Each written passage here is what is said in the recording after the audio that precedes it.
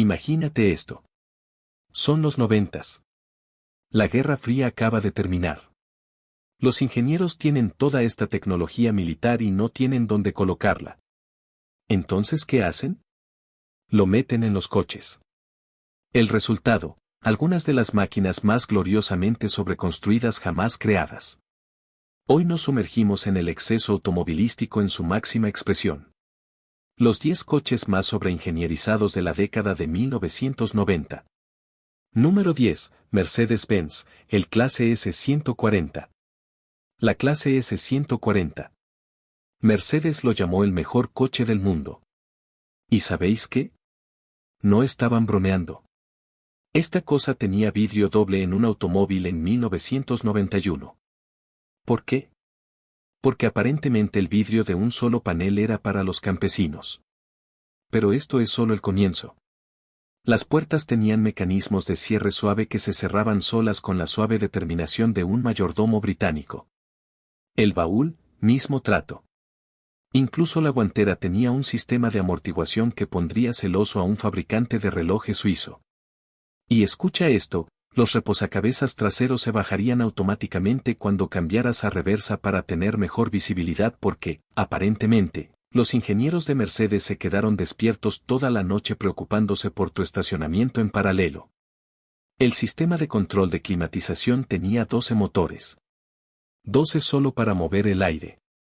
Podría mantener diferentes temperaturas en 4 zonas mientras filtraba partículas de polen más pequeñas que las que la mayoría de la gente sabía que existían. Los limpiaparabrisas tenían chorros de líquido lavaparabrisas calentados integrados en las escobillas. La antena de radio estaba integrada en el desempañador de la luneta trasera. Incluso los soportes del motor estaban controlados hidráulicamente, ajustando su rigidez en función de las condiciones de conducción. Pero aquí está la cuestión. Toda esta complejidad tuvo un coste. Y no me refiero solo al precio de $90,000. Cuando estos sistemas empezaron a fallar, y así fue, las facturas de reparación podían alcanzar para comprar un auto usado decente. Mercedes básicamente construyó una máquina de Rube Goldberg con una estrella de 3 puntas en el capó.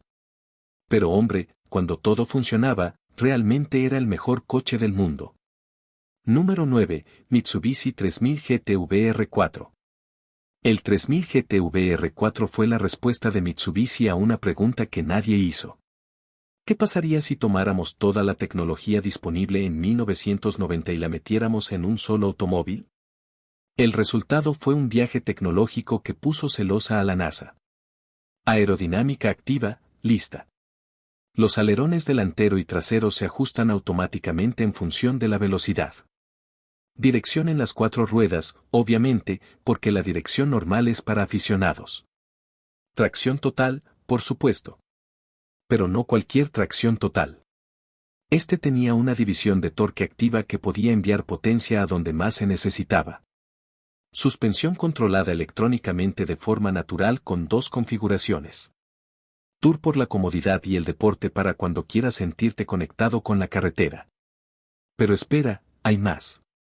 Turbocompresores gemelos, intercoolers, sincronización variable de válvulas y un sistema de escape con deflectores controlados electrónicamente que podían cambiar el sonido del escape. Incluso la transmisión era una maravilla tecnológica. Un G-Track de 6 velocidades que podía manejar los 320 caballos de fuerza del quinto 6 biturbo sin despeinarse. La cabina parecía sacada de Knight Rider. Pantallas digitales en todas partes. Botones para días. Una pantalla de visualización frontal que proyectaba tu velocidad en el parabrisas. En 1990, este era el futuro. Entregado una década antes. ¿El problema? Toda esta tecnología pesaba 3.800 libras. Eso es pesado. Muy pesado. Y cuando las cosas se rompían, lo que ocurría con frecuencia, buena suerte encontrando un mecánico que entendiera la mitad de lo que estaba pasando debajo de ese capó esculpido. Pero por un breve momento brillante, el VR4 mostró al mundo lo que era posible cuando a los ingenieros se les daba total libertad y un presupuesto aparentemente ilimitado. Número 8, el BMW 850 CSI. Los ingenieros de principios de los años 90 tenían un objetivo: construir el gran turismo definitivo.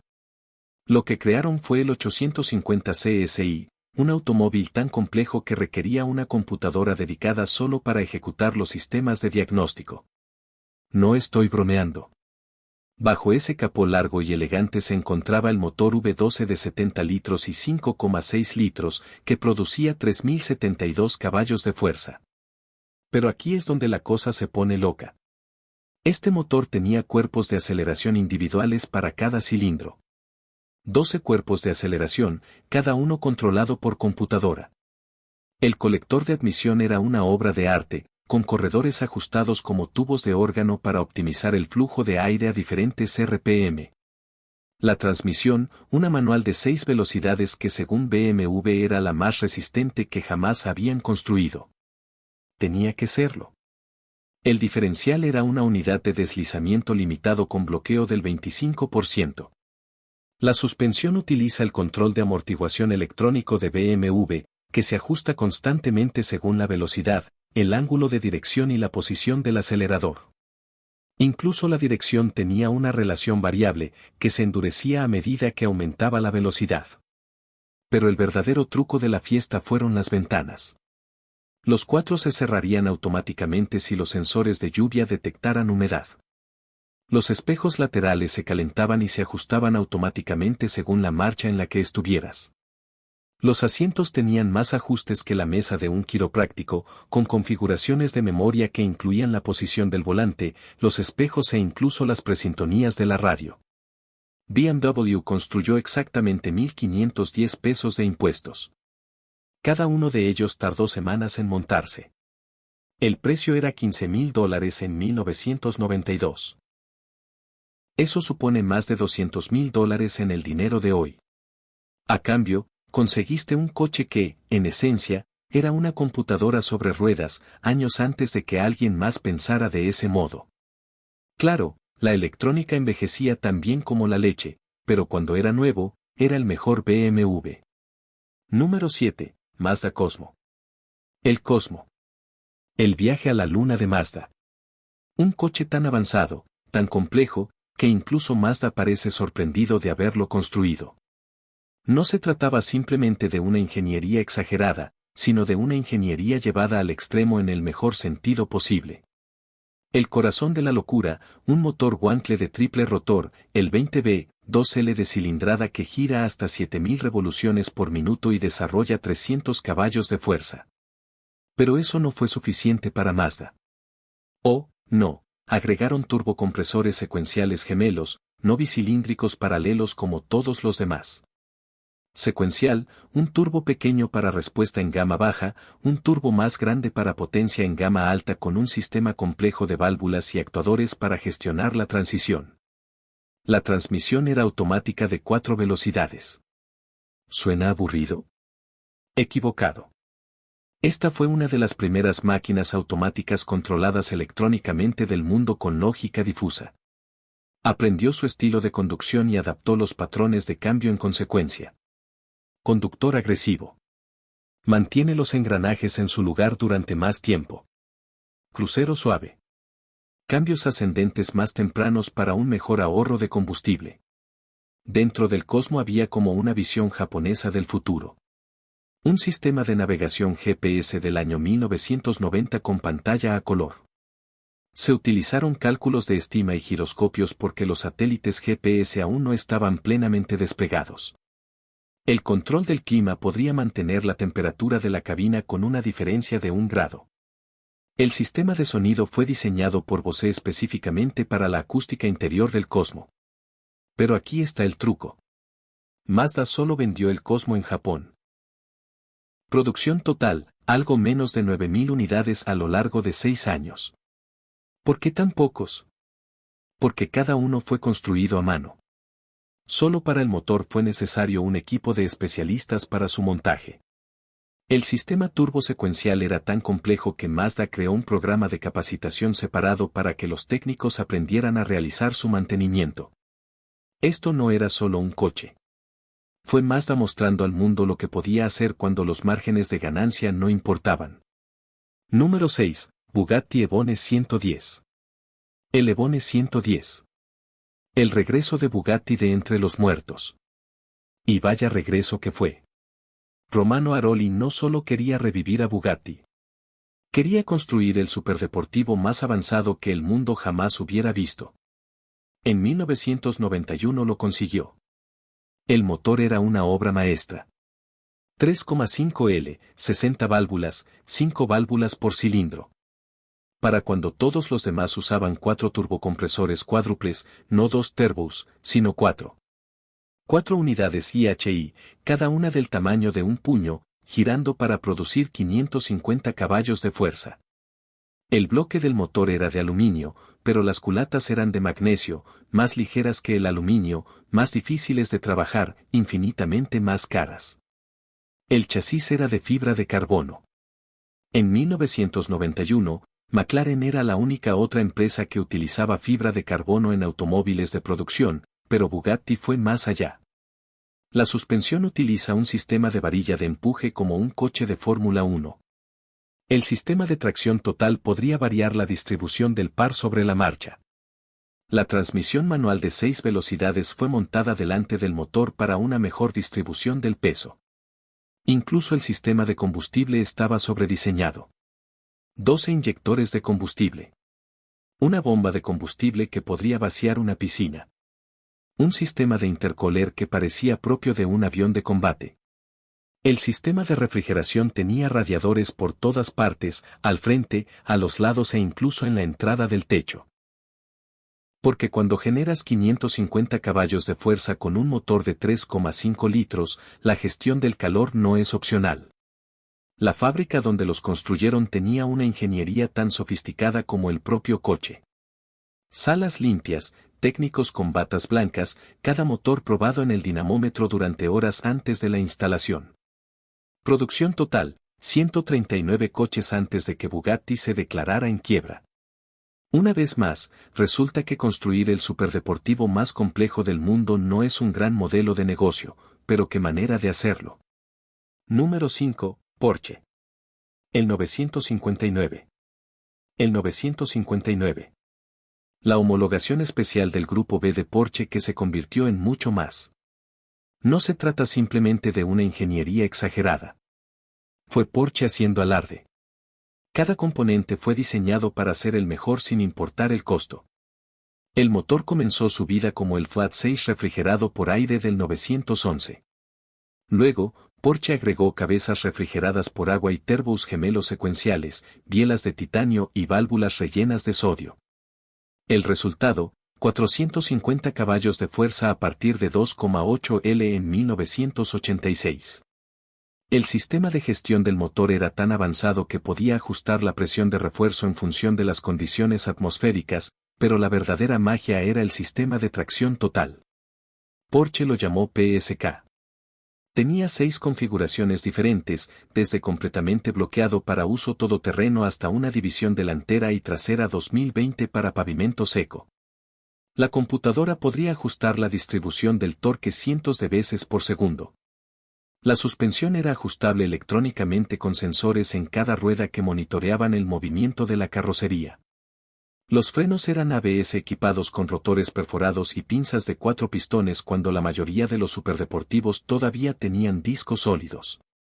La carrocería era una mezcla de aluminio, Kevlar y fibra de vidrio con un chasis plano y aerodinámica activa. El coeficiente de arrastre fue de 0,31, mejor que el de la mayoría de los coches modernos. Su velocidad máxima era de 195 millas por hora, lo que lo convirtió en el automóvil de producción legal para calle más rápido del mundo cuando se lanzó.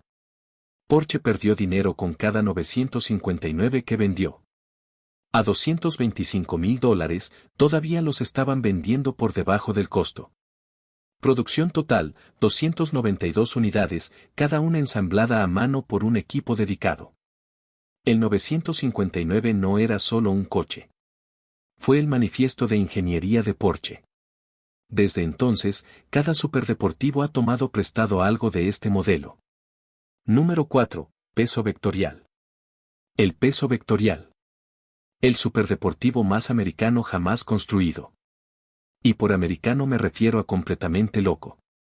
Jerry Bajert no solo quería construir un superdeportivo.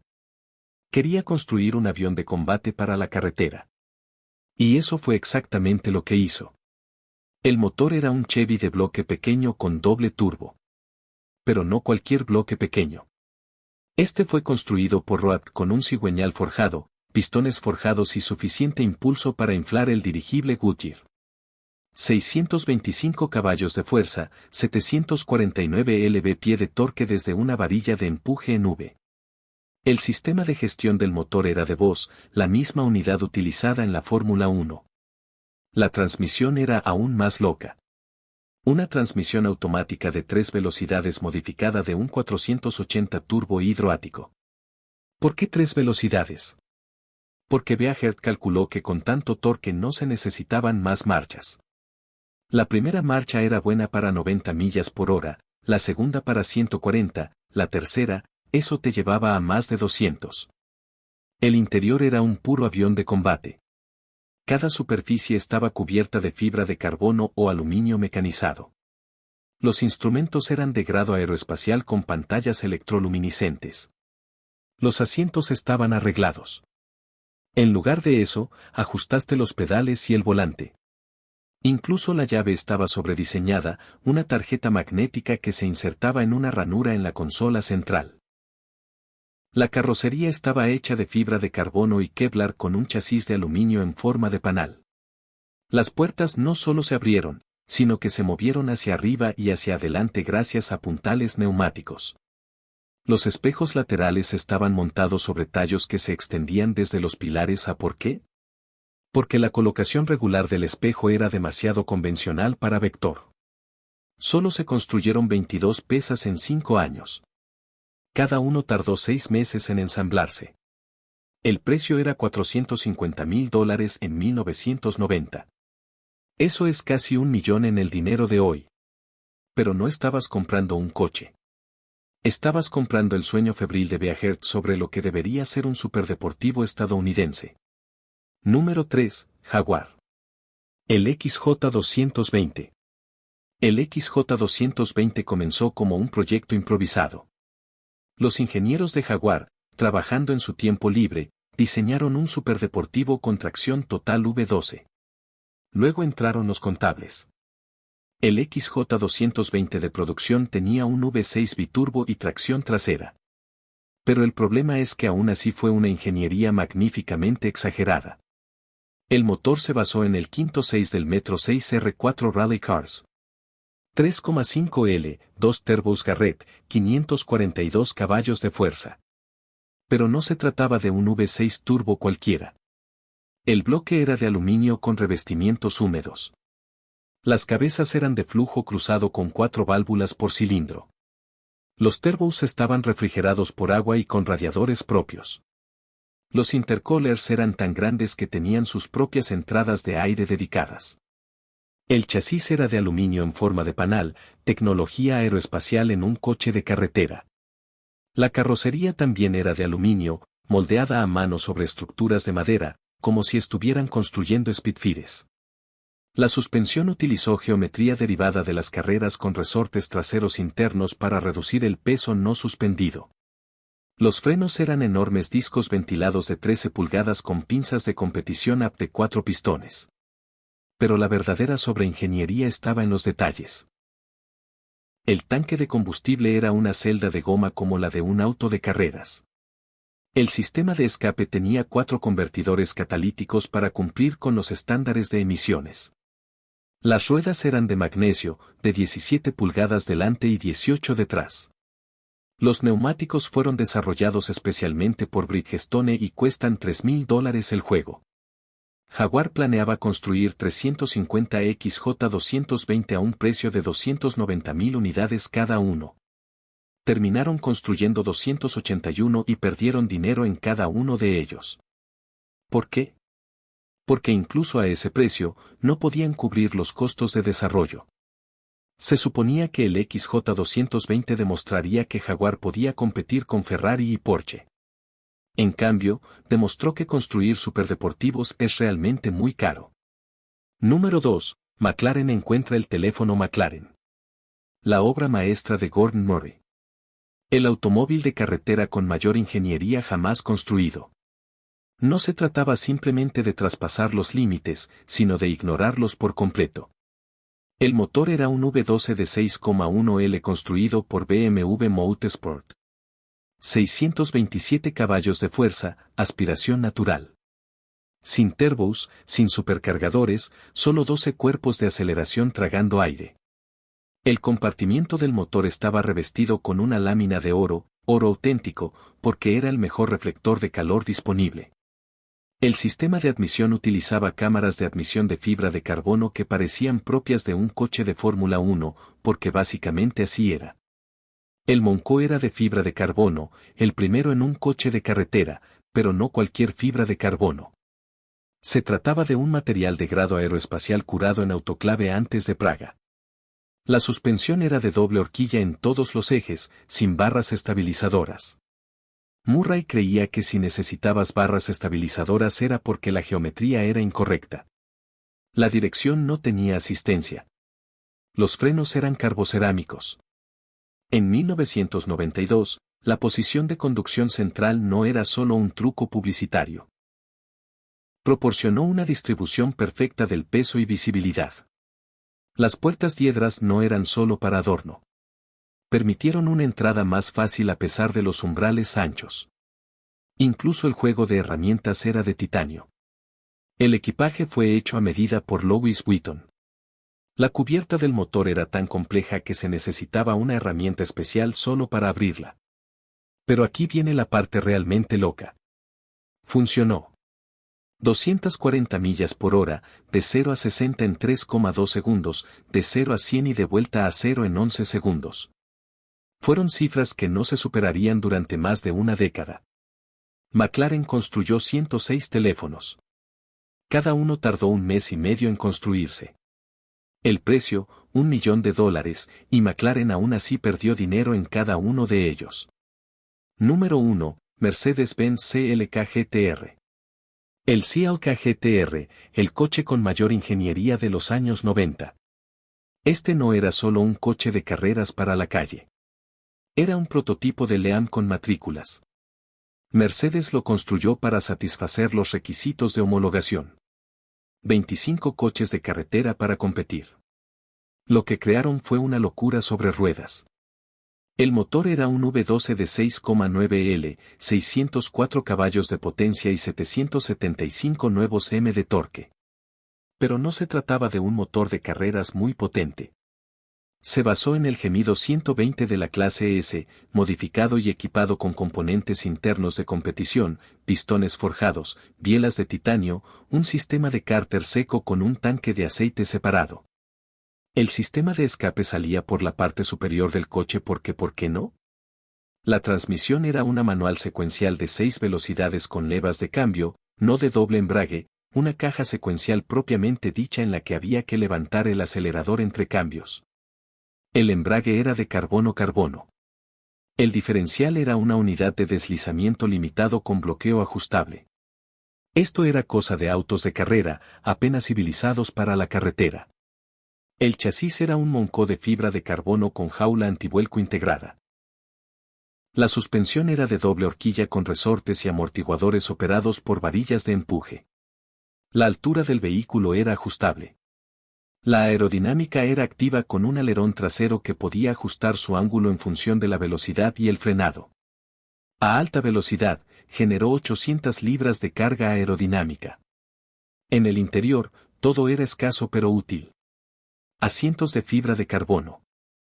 Volante desmontable, aire acondicionado, porque hasta Mercedes entendió que estar sentado en el tráfico en un coche limón sin aire acondicionado sería una tortura. La instrumentación era digital con una luz de cambio que haría que un piloto de NASCAR se sintiera como en casa. Mercedes construyó 25 coches de carretera CLK GTR.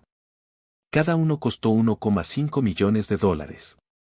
A ese precio, todavía estaban perdiendo dinero, pero ese no era el punto. El objetivo era salir a competir y dominar, lo cual hicieron.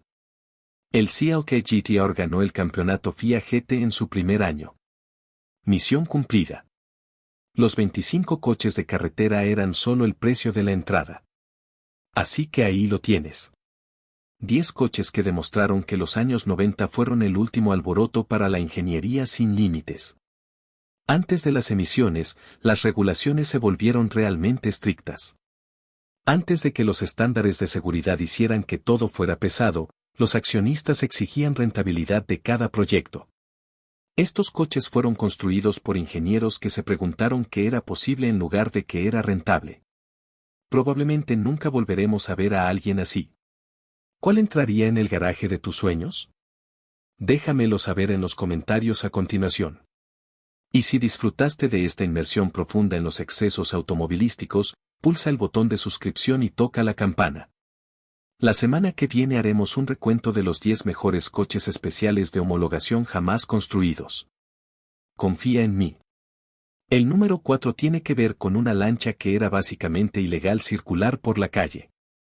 Hasta entonces, mantén el lado brillante hacia arriba. ¿Alguna vez se preguntó qué sucede cuando los ingenieros de automóviles tienen demasiado tiempo, demasiado dinero y absolutamente nadie les dice que no? Bienvenidos a la década de 1980, cuando los ingenieros automotrices se volvieron completamente locos con la potencia. Estamos hablando de coches con más ordenadores que la NASA. Sistemas de suspensión que prácticamente podían pensar por sí mismos y características tan complicadas que los mecánicos necesitaban títulos de ingeniería solo para cambiar el aceite. Hoy vamos a hacer un recuento de los 10 coches más ridículamente sobrediseñados de la década del exceso. Y créanme, algunas de estas cosas hacen que los coches modernos parezcan tecnología de la edad de piedra.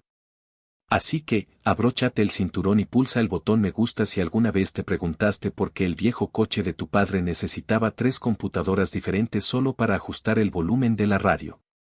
Número 10, Mitsubishi Starion. Se suponía que el Mitsubishi Starion sería la respuesta japonesa al Porsche 944. Bastante simple, ¿verdad? Equivocado. Los ingenieros de Mitsubishi decidieron que no era lo suficientemente ambicioso. Necesitaban reinventarlo todo. Empezando por el nombre en sí, que supuestamente debía ser Stallion pero se perdió en la traducción. O tal vez era Estrella más Orión. Nadie lo sabe realmente. Y esa confusión captura perfectamente la crisis de identidad de este coche. El Starion vino cargado con todo lo electrónico. Inyección electrónica de combustible, encendido electrónico, ajuste electrónico de la suspensión. Esto fue en 1982. Recuerde que la mayoría de los automóviles todavía usaban carburadores. Pero aquí es donde la cosa se pone verdaderamente loca. Mitsubishi desarrolló su propio sistema de control electrónico patentado que era tan complejo que los mecánicos de los concesionarios necesitaban cursos de capacitación especiales solo para diagnosticar problemas básicos. El tablero de instrumentos parecía la cabina de un avión de combate. Pantallas digitales en todas partes. Luces de advertencia para sistemas que monitorean otros sistemas. Incluso tenía alertas de voz en japonés que la mayoría de los propietarios estadounidenses no podían entender. El sistema turbo era una obra maestra de complejidad innecesaria. En lugar de una simple válvula de descarga, Mitsubishi diseñó un sistema de geometría variable con controles electrónicos que ajustaban la presión de refuerzo en función de 17 parámetros diferentes. 17. El resultado, cuando funcionó, fue brillante. Respuesta del acelerador ultrarrápida, entrega de potencia perfectamente lineal. Cuando no funcionaba, lo que ocurría a menudo, los propietarios tenían que pensar en las facturas de reparación que les permitirían comprar un coche usado decente. Pero espera, hay más. El sistema de dirección en las 4 ruedas de los modelos posteriores era tan avanzado que podía ajustar el ángulo de las ruedas traseras en función de la velocidad, la entrada de la dirección e incluso las fuerzas G laterales. Suena genial hasta que te das cuenta de que el sistema usaba actuadores hidráulicos controlados por una computadora que costaba más que el pago hipotecario mensual de la mayoría de las personas para reemplazarlo. Y fracasó mucho. Los concesionarios finalmente comenzaron a desconectar el sistema por completo porque arreglarlo adecuadamente era prácticamente imposible. Mención especial merece el climatizador interior. Mitsubishi instaló un sistema automático de doble zona con sensores solares, detección de humedad y monitoreo de la calidad del aire. En 1985, tenía más sensores que una estación meteorológica. El sistema era tan sensible que ajustaba constantemente la velocidad del ventilador y la temperatura, creando un extraño efecto cíclico en el que el automóvil nunca podía decidir exactamente qué temperatura quería tener. Los pasajeros a menudo se mareaban en el coche debido al flujo de aire en constante cambio. Algunos propietarios recurrieron a desconectar las funciones automáticas y usarlo simplemente como un calentador normal. Imagínate eso. Pagar extra por tecnología que debes desactivar para que el auto sea habitable. Número 9. Mazda 929. El Mazda 929 de 1988 fue el gran proyecto de Mazda. Su intento de competir con Lexus incluso antes de que Lexus existiera. Los ingenieros recibieron una sola directiva: hacerlo más avanzado que cualquier otro en la carretera. Lo consiguieron. También crearon una pesadilla de mantenimiento que hace que los autos alemanes parezcan confiables. Empecemos con la suspensión. Mazda desarrolló un sistema electrónico con sensores en cada rueda que podían ajustar la amortiguación 10 veces por segundo. No por minuto, sino por segundo. El coche pensaba literalmente en los ajustes de la suspensión 600 veces cada minuto que lo conducías. El sistema utilizaba válvulas solenoides que costaban $400 cada una en el año 1988. Eso supone hoy unos $1,000 por esquina. Y fallaban como un reloj cada 40.000 millas. El motor era una obra maestra de complejidad, un V6 de 3.0L con conductos de admisión variables, controlados electrónicamente. Pero Mazda no se detuvo ahí. Agregaron un supercargador en algunos modelos. No se trata de un supercargador cualquiera, sino de un motor de doble tornillo con embrague electromagnético y sistema de refrigeración propio. La lógica de control de este sistema requería 3 computadoras separadas que debían comunicarse entre sí constantemente. Cuando una computadora no estaba de acuerdo con las demás, el automóvil entraba en modo de emergencia. Esto sucedió tan a menudo que los propietarios bromeaban diciendo que el 929 pasaba más tiempo en modo de emergencia que en modo normal. En el interior, Mazda instaló lo que llamaron el sistema de control de confort integrado. No se trataba solamente de control climático. Oh, no. Este sistema monitoreaba la temperatura interior, la humedad, la temperatura exterior, la carga solar e incluso tenía un sensor de calidad del aire que podía detectar contaminantes. Cambiaría automáticamente al modo de recirculación si detectara gases de escape. Suena maravilloso hasta que te das cuenta de que el sensor de contaminación es tan sensible que se activa si alguien fuma un cigarrillo 3 coches delante de ti en el tráfico. El cambio constante entre aire fresco y recirculado volvía locos a los propietarios. El sistema de ventilación alimentado con energía solar fue la máxima expresión de la ingeniería en los años 80. Los paneles solares en el techo corredizo alimentarían los ventiladores cuando el automóvil estuviera estacionado, manteniendo el interior fresco. Gran idea, excepto que los ventiladores eran tan débiles que apenas movían el aire. Los paneles solares agregaron 50 libras al techo, y el cableado de este sistema era conocido por causar problemas eléctricos en todo el automóvil. Muchos propietarios hicieron que quitaran todo el sistema solo para detener los problemas eléctricos aleatorios. Pero la joya de la corona de la sobreingeniería fueron las rejillas de ventilación oscilantes. Así es. Las rejillas de ventilación se mueven automáticamente hacia adelante y hacia atrás para distribuir el aire de manera más uniforme. Hacían un ruido sutil y preocupante mientras se movían. Todo el tiempo. Los pasajeros lo encontraron profundamente inquietante, como si el automóvil estuviera vivo y respirando. Los motores de estos respiraderos fallaban constantemente, dejándolos atascados en ángulos extraños.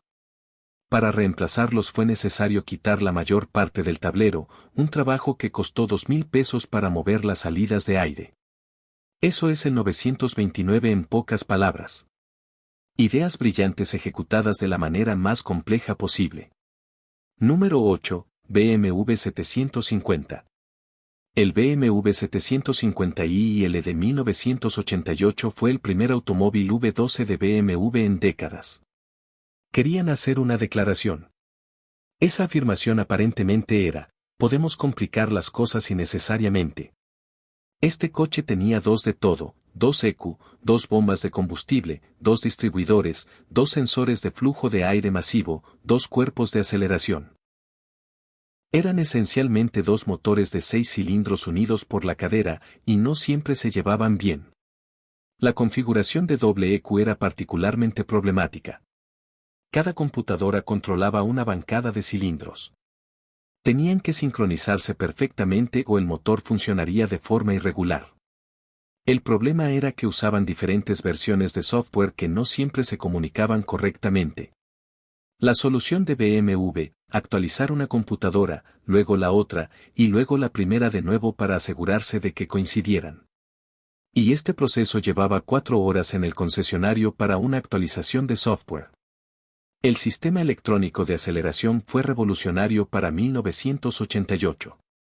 No había conexión mecánica entre el pedal del acelerador y el motor, solo cables y computadoras. Cuando funcionaba, la respuesta del acelerador era instantánea y suave. Cuando no, tenías un pisapapeles de 2.267 kilogramos. El sistema era tan sensible a las fluctuaciones de voltaje que una batería débil podía. Hacía que el coche entrara en modo de emergencia. No era una batería muerta, sino una con un voltaje ligeramente inferior al óptimo. La suspensión autonivelante era una obra maestra de la sofisticación alemana. Puntales hidráulicos en cada esquina conectados a una bomba central controlada por una computadora que monitorizaba la altura de la carrocería, la velocidad, el ángulo de dirección y la carga del maletero. El sistema incluso detectaba si llevaba pasajeros y se ajustaba en consecuencia. Su complejidad implicaba aproximadamente 47 maneras diferentes de fallar. Cuando fallaba, el coche se quedaba parado sobre sus topes o se elevaba como un camión monstruo. No había término medio. Pero aquí es donde BMW realmente se volvió loco: el sistema de control de verificación.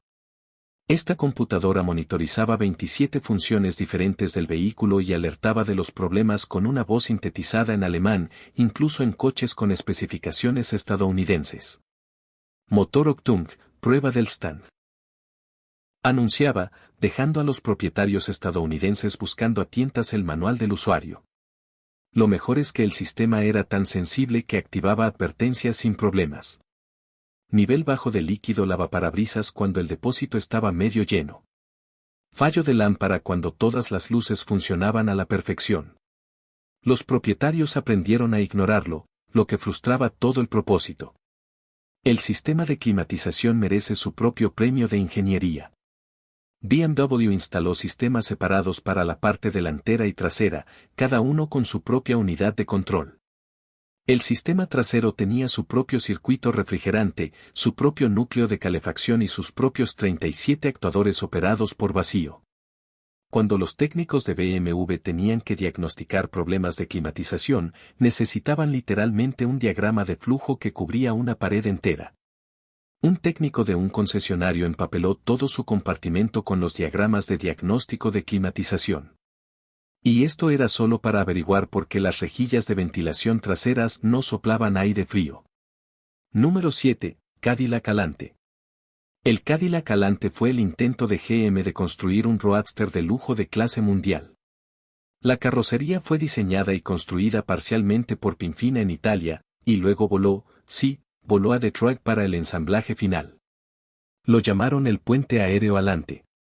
3 Boeing 747 volaban de ida y vuelta constantemente con 56 cuerpos por vuelo. La logística por sí sola era increíblemente compleja, pero ese fue solo el comienzo de la sobreingeniería. El Alente incorporó el primer panel de instrumentos totalmente digital del mundo en un convertible. Sonidos impresionante hasta que te das cuenta de por qué nadie más lo había hecho. Deslumbramiento solar. La solución de Cadillac: protectores motorizados que se extendían sobre las pantallas cuando los sensores detectaban luz solar intensa. Estos protectores tenían sus propios motores, sensores de posición y módulo de control. Cuando fallaban, y siempre fallaban, No se podía ver el velocímetro en días soleados. Todo el panel digital era una pieza de $3,000 que fallaba tan a menudo que los concesionarios Cadillac la tenían en stock como filtros de aceite. El mecanismo de la capota era una máquina de Rube Goldberg. En lugar de un simple sistema hidráulico, Cadillac diseñó una combinación de 7 motores eléctricos, 4 cilindros hidráulicos alternos y 16 microinterruptores que debían funcionar en perfecta secuencia. El funcionamiento de la capota estaba controlado por una computadora que monitoreaba la posición de cada componente. Si un microinterruptor estaba ligeramente desajustado, toda la secuencia se abortaba, dejando la capota atascada a medias. El procedimiento de diagnóstico del sistema de la capota tenía 73 páginas. Para una capota convertible, el sistema de control de tracción era revolucionario, pero ridículamente complejo. No solo reducía la potencia del motor, sino que podía aplicar frenos e incluso cambiar los puntos de cambio de la transmisión. El sistema usaba sensores de velocidad de rueda que costaban $300 cada uno y fallaban si se miraban mal. Pero aquí está el truco. El sistema era tan agresivo que se activaba en pavimentos secos y se golpeaba un pequeño bache al acelerar. Los propietarios se quejaban de que sentían como si alguien estuviera frenando al azar. El motor Northstar en modelos posteriores llevó la ingeniería a nuevas alturas. La sincronización variable de válvulas en un V8 en 1993 era bastante ambiciosa, pero Cadillac agregó desactivación de cilindros, encendido directo y un sistema de enfriamiento que supuestamente permitía conducir sin refrigerante en modo de emergencia. Esa función destruyó más motores de los que salvó porque los propietarios pensaban que el modo de emergencia significaba conducir normalmente durante 80 kilómetros. El bloque de aluminio del motor tenía camisas de cilindro especiales que requerían exactamente la mezcla correcta de refrigerante o se corroían. Usar anticongelante regular en lugar del refrigerante especial era esencialmente una sentencia de muerte para el motor. Los asientos con memoria del alante no solo eran eléctricos. Eran asientos de aprendizaje. Memorizaban no solo posición, sino también qué tan rápido te gusta que se muevan, tus ajustes lumbares preferidos durante un viaje e incluso ajustarlos según la temperatura exterior. El sistema requería 2 módulos de control y un arnés de cableado con más de 100 conexiones. Cuando fallaba, los asientos se ajustaban aleatoriamente mientras conducías, aterrorizando a los pasajeros desprevenidos. Un propietario informó que su asiento se reclinó completamente de repente mientras iba a 110 km/h en la autopista. La solución de Cadillac: agregar otro módulo de control para monitorear los 2 primeros. Número 6. Audi 5000. El Audi 5000 podría ser el auto con ingeniería excesiva más infame de la década de 1980. No por una aceleración involuntaria, eso fue un error del conductor, sino por sistemas tan complejos que ni siquiera los técnicos de Audi podían descifrarlos. Este auto era un laboratorio de computación móvil en una época en la que la mayoría de la gente ni siquiera tenía una computadora en casa. Hablemos del control de climatización. Audi instaló un sistema con 27 servos operados por vacío que controlaban varias aletas y puertas en el sistema BAC. 27, estos estaban conectados por docenas de pies de líneas de vacío que corrían en todo el tablero. La unidad de control era una computadora mecánica, esencialmente un complejo conjunto de levas y palancas que dirigían el vacío a diferentes servomotores. Cuando una línea de vacío presentaba una pequeña fuga, todo el sistema se descontrolaba. Salía calor de las rejillas de ventilación del descongelador, aire frío del piso y nada en absoluto de las rejillas del tablero. Diagnosticar estos problemas requería una herramienta especial que parecía un instrumento de tortura medieval. El sistema de cierre centralizado era igualmente absurdo. En lugar de simples actuadores eléctricos, Audi usaba un sistema neumático con una bomba en el maletero. Al cerrar el coche, esta bomba presurizaba el sistema, impulsando aire a través de las líneas a cada puerta, el maletero e incluso el tapón de la gasolina. El sistema podía cerrar todo en menos de 2 segundos. Impresionante hasta que una de esas líneas de las aerolíneas se quebró. Entonces, las puertas se cerraban y abrían aleatoriamente, el maletero no se abría o el tapón de la gasolina que requería alicates para abrirlo. La bomba en sí era una pieza de 600 pesos que fallaba cada 80.000 kilómetros como un reloj. El sistema de autodiagnóstico era revolucionario, pero exasperante. El coche podía diagnosticar fallos en varios sistemas y almacenar códigos de error. Suena genial, excepto que recuperar estos códigos requería una computadora especial de Audi que costaba $15.000 en 1985. La mayoría de los concesionarios ni siquiera tenían una. En su lugar, tenían que llamar a un especialista regional de Audi que iba al concesionario con la computadora. Diagnosticar la luz de verificación del motor podía llevar semanas y costar cientos de dólares antes de cualquier reparación real. Pero la cumbre de la sobreingeniería de Audi fue el sistema de seguridad Procon 10. Se trataba de un sistema de cables que separaba el volante del conductor en un choque frontal, a la vez que tensaba los cinturones de seguridad. La ingeniería era brillante, aprovechando el movimiento hacia atrás del motor para activar mecánicamente los sistemas de seguridad sin electrónica. El problema era que los cables se estiraban con el tiempo, provocando que el volante se deslizara lentamente hacia el tablero. Algunos propietarios descubrieron que su volante se había acercado 5 centímetros en pocos años.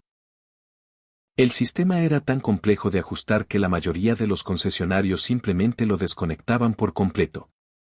El sistema de bloqueo del diferencial demostraba una ingeniería alemana desastrosa. La mayoría de los coches. Los diferenciales con bloqueo tienen un interruptor sencillo.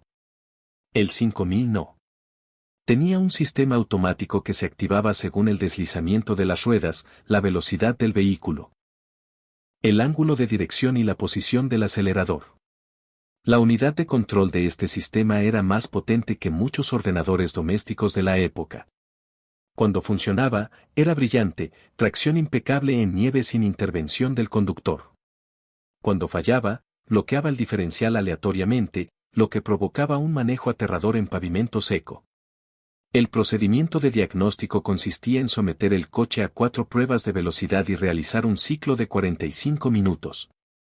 La mayoría de los concesionarios simplemente les decían a los clientes que el sistema funcionaba según lo previsto, en lugar de intentar un diagnóstico. Número 5. El Nissan 300 Twin Turbo. El ZDX Turbo de 1993 fue la experiencia de ingeniería de Nissan al límite. Incorporaron tanta tecnología en este coche que los mecánicos literalmente no podían trabajar en él. El compartimento del motor era tan estrecho que cambiar las bujías requería desmontar la cámara de admisión. Eso significaba un trabajo de 4 horas para las bujías. El motor VG30 biturbo era una pesadilla de diseño. 2 turbos, 2 intercoolers, sincronización variable de válvulas y kilómetros de tuberías apiñados en un espacio diseñado para un V6 de aspiración natural.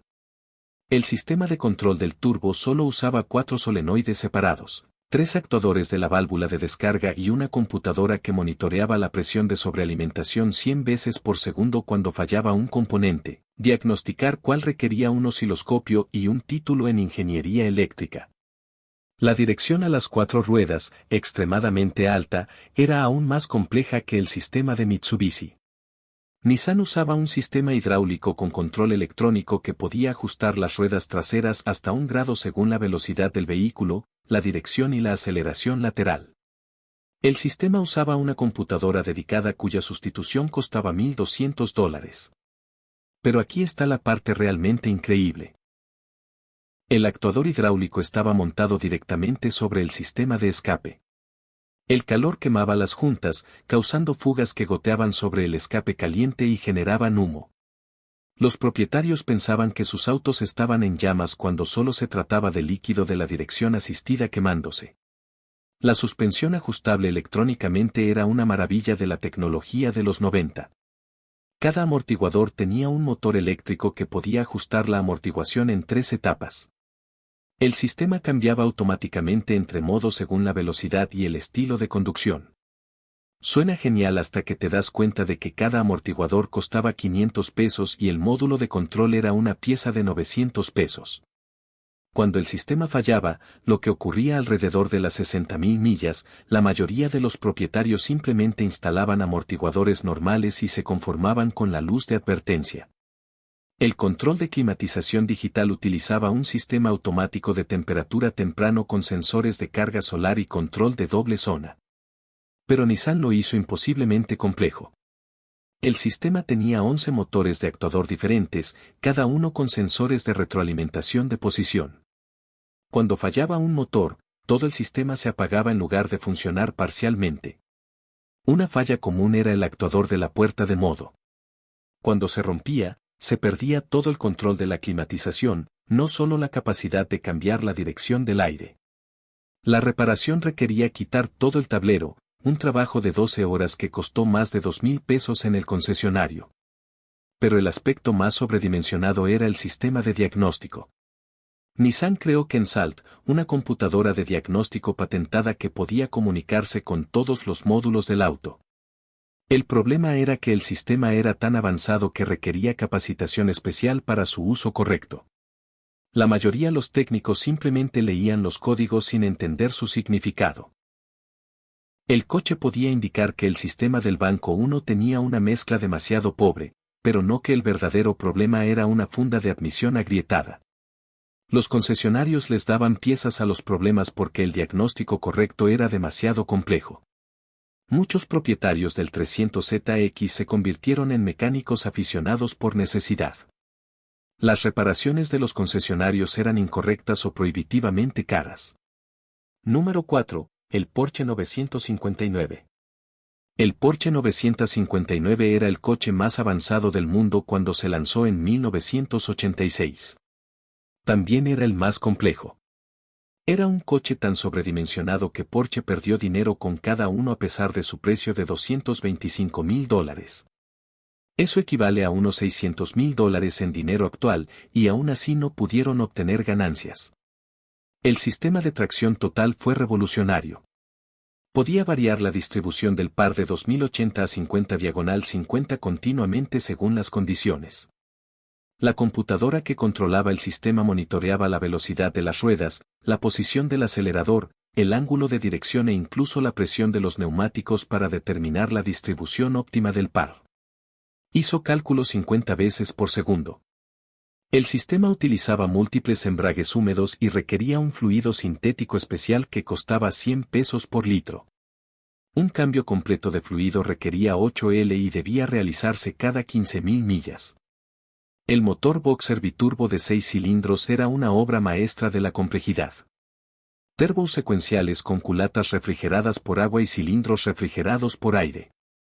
El sistema de refrigeración por sí solo tenía 3 circuitos separados, uno para las culatas, otro para los turbos y otro para los intercoolers. El sistema de gestión del motor utilizaba 4 sensores de detonación, 2 por bancada, con ajuste de sincronización individual de los cilindros. Esto era 1986. Recuerden, la mayoría de los autos aún tenían distribuidores. El 959 tenía paquetes de bobinas individuales y podía detectar qué cilindro específico estaba detonando y retrasar solo la sincronización de ese cilindro. La suspensión era una auténtica locura, doble horquilla en todas partes con amortiguadores controlados electrónicamente y ajuste de altura de la suspensión. Pero Porsche no se detuvo ahí. Añadieron un sistema de nivelación automático que compensaba la carga de combustible, el peso de los pasajeros e incluso la carga. El sistema utilizaba acumuladores de nitrógeno y requería un equipo de diagnóstico especial de Porsche. Solo para comprobar la presión. Cuando la computadora de la suspensión fallaba con una pieza de $5,000, el coche se estrellaba contra el suelo o se elevaba como un 911 de Safari. El sistema de monitorización de la presión de los neumáticos se adelantó décadas a su tiempo. Cada rueda tenía un sensor que transmitía datos de presión y temperatura a una computadora central. Esto en 1986. Los sensores funcionaban con fuerza centrífuga. Contaban con pequeños generadores que generaban electricidad a partir de la rotación de la rueda. Ingeniería brillante, pero los sensores costaban $400 cada uno y fallaban si se usaba una llave de impacto de un taller de neumáticos convencional. Porsche requería un apriete manual con un procedimiento especial que tardaba 30 minutos por rueda. La carrocería era igualmente sofisticada. Paneles de Kevlar y fibra de vidrio con estructura de aluminio. Cada panel se ajustaba a mano y requería adhesivos especiales que costaban cientos de dólares por tubo.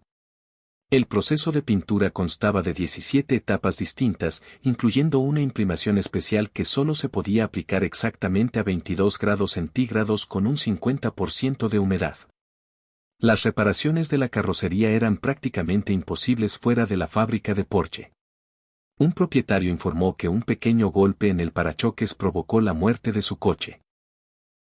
Enviado a Alemania para su reparación porque ningún taller estadounidense podía repararlo. El tercero, el Mercedes-Benz Clase W126.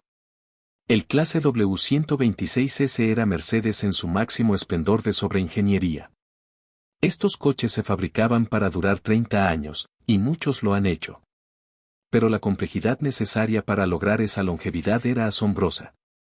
No era solo un coche. Era una sinfonía mecánica donde cada componente estaba sobreconstruido hasta un grado absurdo. Empecemos por el climatizador.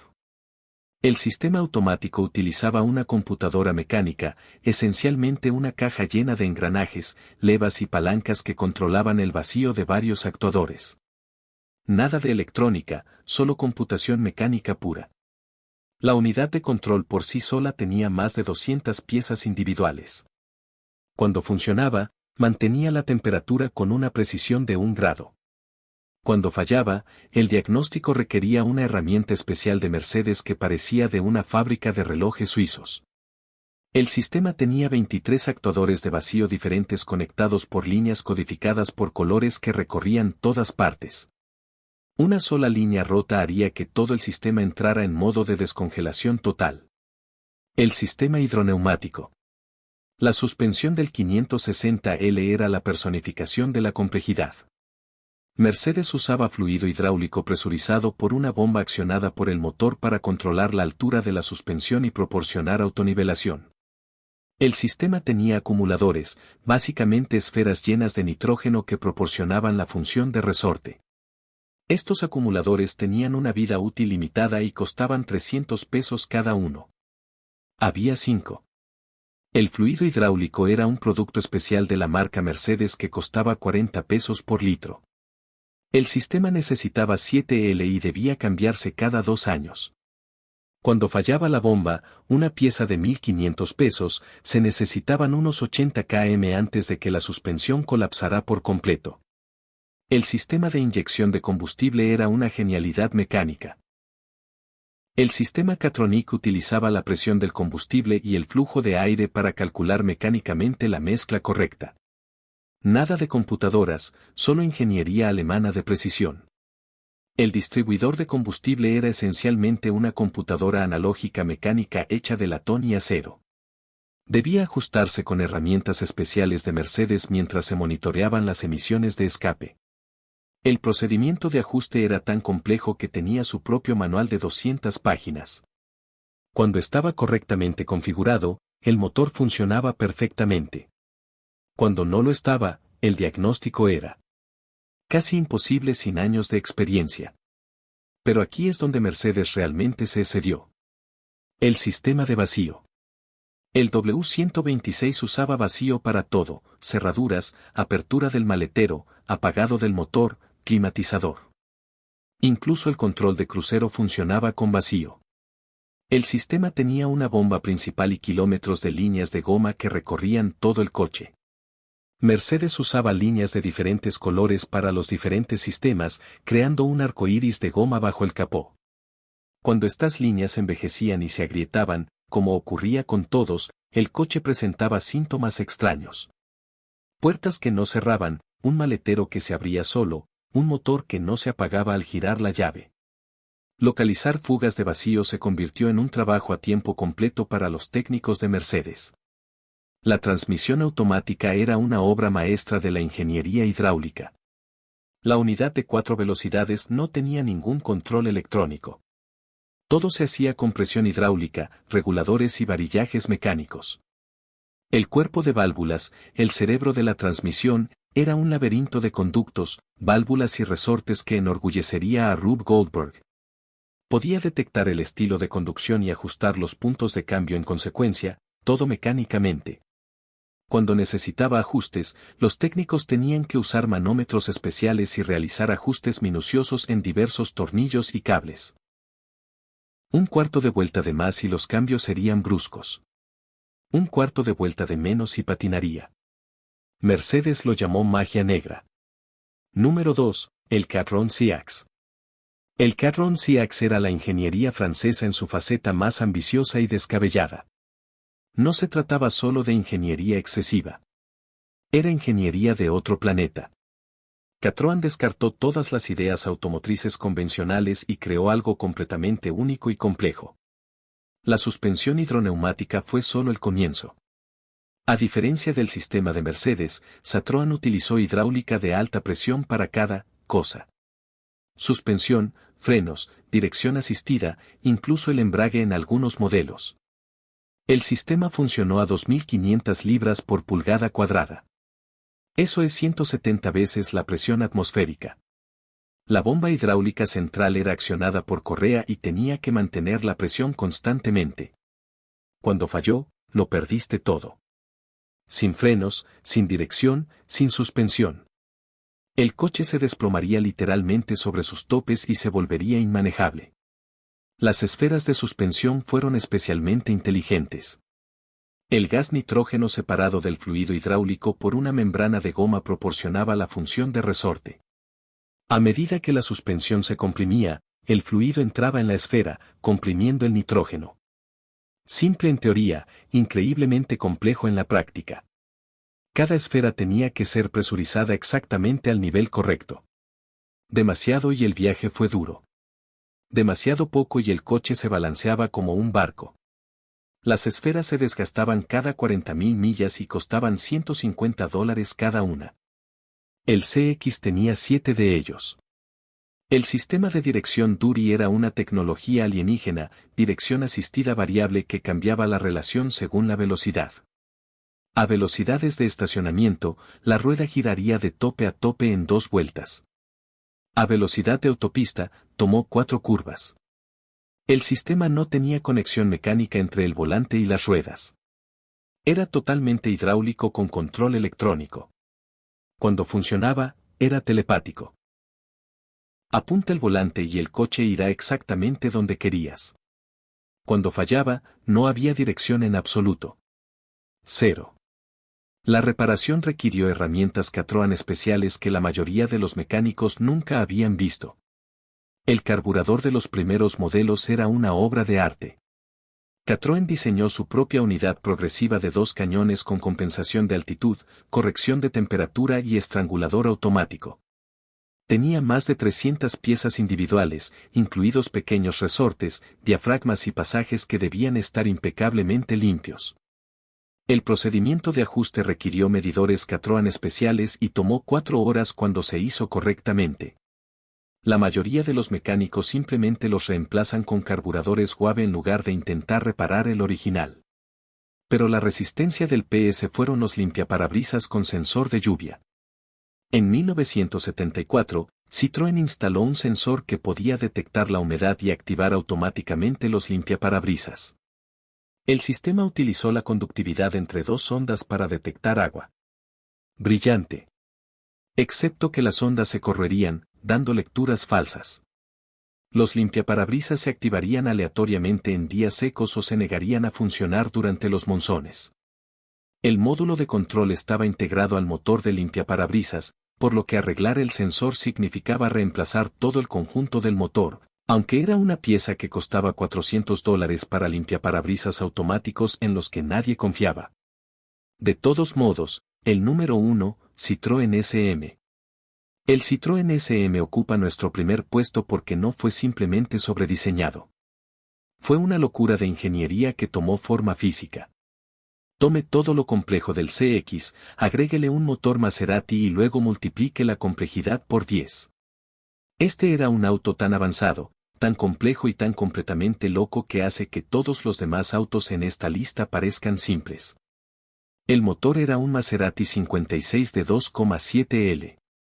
Suena exótico, ¿verdad? Fue. También fue una pesadilla. Maserati utilizó árboles de levas accionados por cadena, 3 cadenas en total con tensores hidráulicos que requerían exactamente la presión de aceite adecuada. Si se utiliza un peso de aceite incorrecto, los tensores fallarán, lo que provocará saltos en la sincronización y destruirá el motor. Las cadenas necesitaban un ajuste cada 15.000 millas, lo que requería un desmontaje parcial del motor. El procedimiento tardaba 8 horas si sabías lo que estabas haciendo. La mayoría de los mecánicos no lo hicieron. Los 6 carburadores Weber estaban sincronizados mediante un complejo sistema que parecía arte moderno. Cada carburador debía ajustarse individualmente mientras se controlaban los niveles de vacío. Si uno se desviaba un poco, el motor funcionaba mal. Hazlos todos perfectos y cantará como Pavarotti. El problema era mantenerlos sincronizados. El enlace se desgastaría y todo se iría al traste. Los especialistas de SM pasan la mayor parte de su tiempo simplemente ajustando carburadores. El sistema hidroneumático fue el más complejo jamás construido por Satuan. Impulsaba la suspensión, los frenos, la dirección, el embrague e incluso el ajuste de los faros. El sistema tenía 2 circuitos separados para redundancia, pero compartían componentes. Entonces, un fallo en un circuito a menudo afectaba a ambos. El botón de freno, sí, botón, no pedal, estaba conectado a una válvula hidráulica que modulaba la presión a los frenos. La sensación era completamente extraña para cualquiera que estuviera acostumbrado a los coches normales. Presionaste el botón y el auto se detuvo. No hay sensación progresiva, no hay retroalimentación, solo se detiene. La dirección de Davi era incluso más extrema que la del CX. El sistema SM era tan rápido que los conductores noveles a menudo sufrían accidentes simplemente al intentar cambiar de carril. El coche saldría disparado hacia cualquier dirección que apuntaras con el volante sin demora alguna. El estacionamiento fue divertidísimo. Se podía girar el volante con un dedo y el coche pivotaba como una carretilla elevadora, pero la complejidad era asombrosa. El sistema tenía un mecanismo de retroalimentación mecánica que requería un ajuste con una tolerancia de 0,1 milímetros. Si se aprieta demasiado, la dirección se bloqueará. Si estaba demasiado suelto, no tenía ninguna sensación de centro. Los faros autonivelantes eran el colmo de la ingeniería francesa. Los faros interiores giraban con el volante. Nada inusual hoy en día, pero revolucionario en 1970. Pero Citroën fue más allá. Las luces estaban montadas en una plataforma controlada hidráulicamente que se ajustaba según la altura de la suspensión y la carga. Transportar pasajeros. Las luces se orientarían automáticamente hacia abajo para compensar. El sistema tenía su propio circuito hidráulico con microinterruptores, actuadores y un módulo de control que nadie entendía. Cuando fallaba, los faros apuntaban al cielo o al suelo sin posibilidad de ajustarlos manualmente. Pero aquí está la sobreingeniería definitiva. La rueda de repuesto estaba montada en el compartimento del motor, encima del motor. Para cambiar una llanta, había que abrir el capó, desconectar la batería, quitar un panel de acceso y usar una herramienta especial Citroën para bajar la llanta de repuesto. El calor del motor a menudo derretía parcialmente la llanta de repuesto, dejándola inutilizable cuando era necesaria. La solución de Citroën fue un escudo térmico especial que dirigía el aire caliente hacia otros componentes, provocando que fallaran prematuramente. Fue genialidad y locura a partes iguales, la encarnación perfecta de la sobreingeniería automovilística de los años 80. Y ahí lo tienes. Son 10 coches de la década de 1980 que demuestran que a veces los ingenieros necesitan que alguien les diga que ya es suficiente. Estas magníficas máquinas traspasaron los límites, abrieron nuevos caminos y, en el proceso, rompieron las cuentas bancarias de sus propietarios. ¿Alguna vez tuviste uno de estos experimentos científicos rodantes? Deja un comentario a continuación con tus historias de terror. O mejor aún, díganos qué pesadilla sobredimensionada nos perdimos. Porque seamos honestos, en los años 80, todas las compañías automotrices parecían estar compitiendo por ver quién podía hacer que las cosas simples fueran imposiblemente complejas. Dale me gusta a este video si aprecias los autos que fueron demasiado inteligentes para su propio bien y suscríbete para ver más locuras automovilísticas de la década del exceso. Toca también la campana de notificaciones.